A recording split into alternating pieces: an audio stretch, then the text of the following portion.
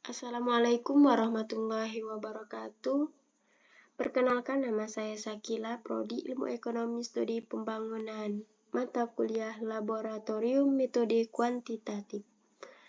Baiklah, pada kesempatan kali ini saya memilih salah satu materi, yaitu korelasi person,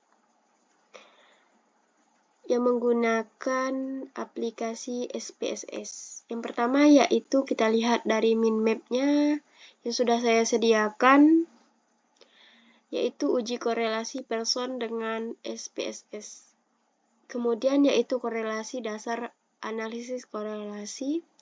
Kemudian yang ketiga yaitu uji korelasi yang bertujuan untuk mengetahui tingkat keeratan hubungan antara variabel yang dinyatakan dengan koefisiensi korelasi atau yang disingkat dengan R. Yang keempat yaitu jenis hubungan antara variabel X dan Y dapat bersifat positif dan negatif. Untuk yang kelima yaitu pedoman derajat hubungan. Yang keenam, dasar pengambilan keputusan. Dan yang terakhir yaitu membandingkan person correlation dengan R table.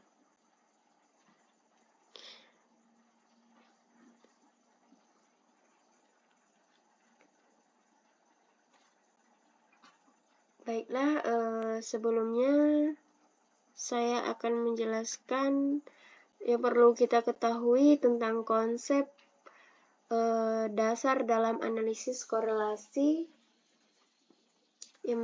yaitu yang pertama, uji korelasi bertujuan untuk mengetahui tingkat keeratan hubungan antar variabel yang dinyatakan dengan koefisiensi korelasi atau disingkat dengan R. Sederhananya, uji korelasi dilakukan untuk mengetahui apakah variabel X berpengaruh terhadap variabel Y, sekaligus mengetahui tingkat hubungannya itu apakah termasuk kategori sedang, erat, ataupun kategori yang sangat sempurna. Kemudian yang kedua yaitu jenis hubungan antar variabel X dan Y dapat bersifat positif dan negatif. Jadi, sifat hubungan antar variabel X dan Y ada yang positif, artinya apa? Untuk yang positif itu semakin tinggi variabel X maka akan meningkatkan variabel Y. Sedangkan sifat negatif ini artinya semakin tinggi variabel X maka akan menurun variabel Y. Itulah adalah konsep awal yang perlu dipahami. Baiklah, kita langsung saja masuk ke langkah-langkah pengolahan data SPSS. Baiklah, di sini saya sudah mempersiapkan data yang sudah saya rekap di Excel untuk memudahkan input datanya nanti di SPSS. Di sini saya mempunyai data motivasi sebagai variabel X, kemudian data kinerja sebagai variabel Y. Yang data ini berjumlah sampelnya 53 sampel, dan data ini saya mencari tahu apakah motivasi itu berhubungan dengan kinerja seseorang atau karyawan. Baiklah, kita lanjutkan proses pengolahan data. Datanya saya buka program SPSS-nya terlebih dahulu. Mungkin mau langsung dibuka ini tidak kerikut layarnya. Oke, di sini saya sudah terhubung atau terbuka dengan program SPSS. Kemudian dari SPSS ini saya klik ke variabel view. Untuk name-nya saya isi dengan nama X dan kolom kedua saya isi dengan Y.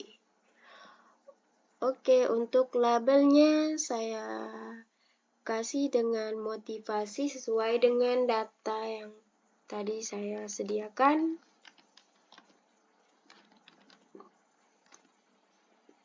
Pada variabel Y kita isi dengan kinerja.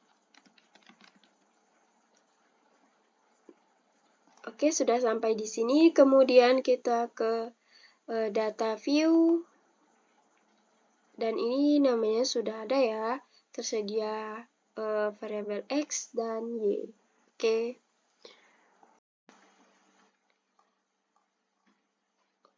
sudah kita siapkan tadi datanya di rumahnya ya di SPSS, kemudian kita copy dari yang motivasi nih ya. Nih untuk datanya saja. Kita kolom nih, kita blok sampai ke bawah sampai habis. Oke, sampai sini. Kemudian kita klik kanan, habis itu kita copy.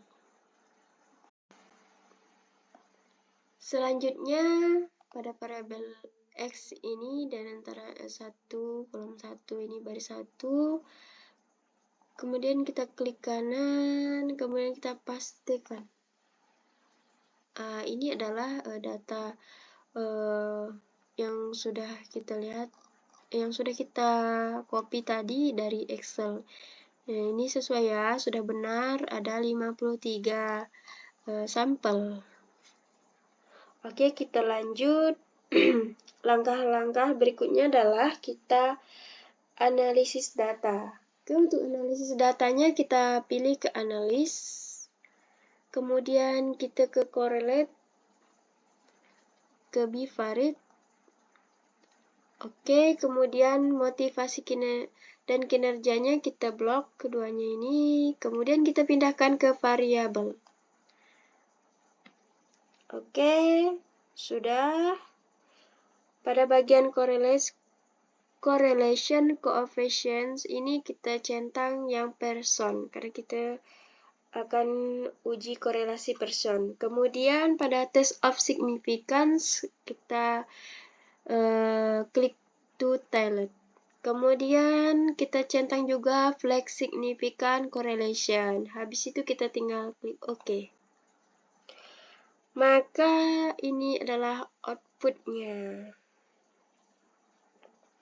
Sebelum kita jelaskan, perlu dipahami tentang dasar dalam pengambilan keputusan korelasi, menyimpulkan apakah antara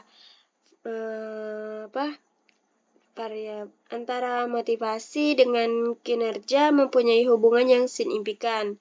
Kemudian kita juga perlu ketahui tingkat hubungannya itu seperti apa.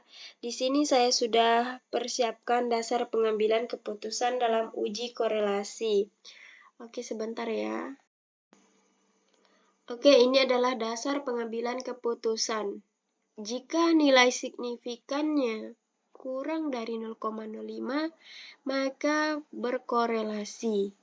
Dan jika nilai signifikannya lebih dari 0,05, maka tidak berkorelasi.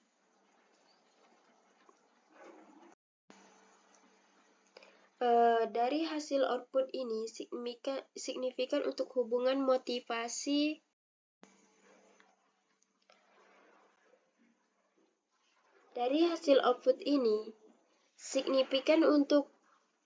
signifikansi untuk hubungan motivasi dan kinerja adalah sebesar 0,000. Artinya karena nilainya lebih kecil dari 0,05, maka dapat dikatakan bahwa terdapat hubungan antara motivasi dengan kinerja.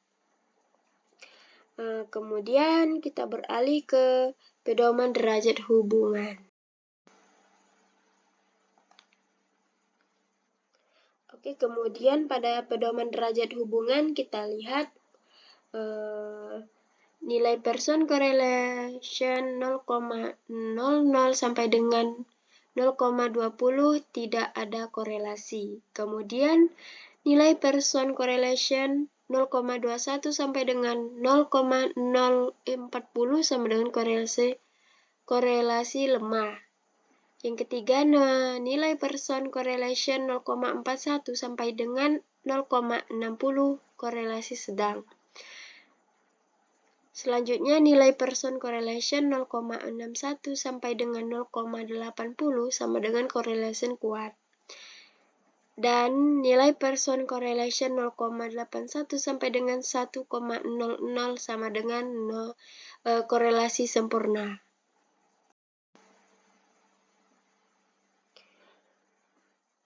Kita lihat untuk nilai person correlation-nya sebesar 0,463. Kalau dirujuk ke pedomannya, maka hasil di antara 0,41 sampai dengan 0,64. Berarti tingkat hubungan antara motivasi dan kinerja itu dalam kategori sedang.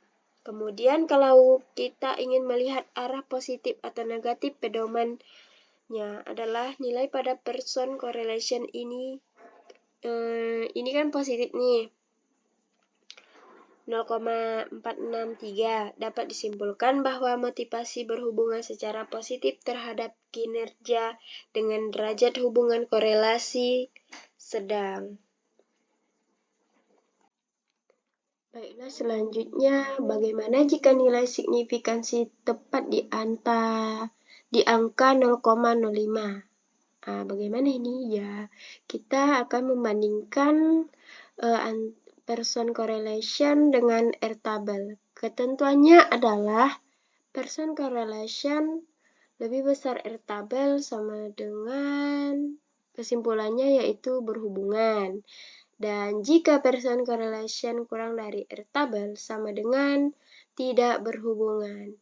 Kita ketahui person correlation-nya ini adalah sebesar 0,463. Lalu kita cari R-tabel. Caranya adalah dengan melihat distribusi nilai R-tabel N-nya yaitu 53 atau sampelnya 53.